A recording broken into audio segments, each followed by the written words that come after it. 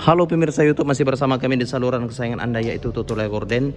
Tutorial Gorden ini adalah gorden pembatas masjid antara perempuan dan laki-laki.